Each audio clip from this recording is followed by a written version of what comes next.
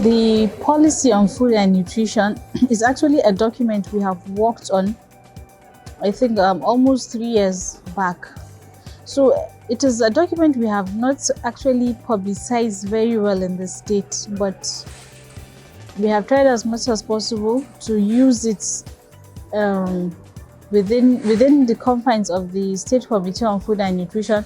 But we later came to realize that it was necessary for us to make it publicized so that everybody will be aware of the food policy. And so now we're actually on the verge of printing it out to disseminate it so that most of the agencies and our executive will know about the food policy.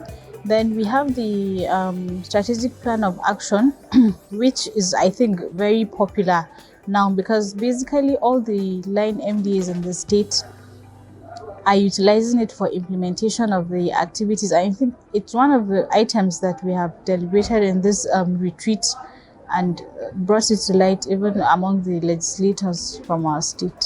I could say to a degree it is working because, you know, even though this government is actually a new government per se, because all the advocacies and others that we have done was like in the last regime. So this regime came on board, and you know, when a new regime comes on board, you have to like start the whole process again. So I think now the legislators are fully on board. Then our executives are also aware because we carry them along with the legislative. But now we still need to work in terms of the highest level of advocacy, which is the state governor himself.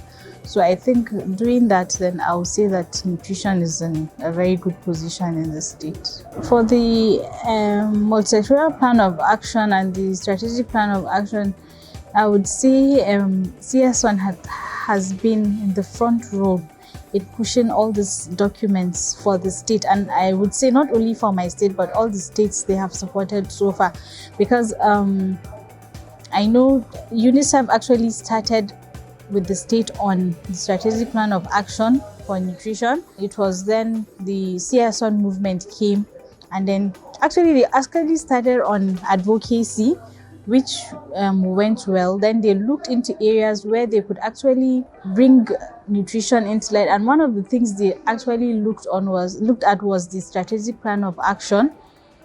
So from there, I think we proceeded, and when the issue of the multi-sectoral came up, they took it full-fledged, and I think I want to say CS-SUNN has actually set a gold standard for nutrition in Nasarawa State.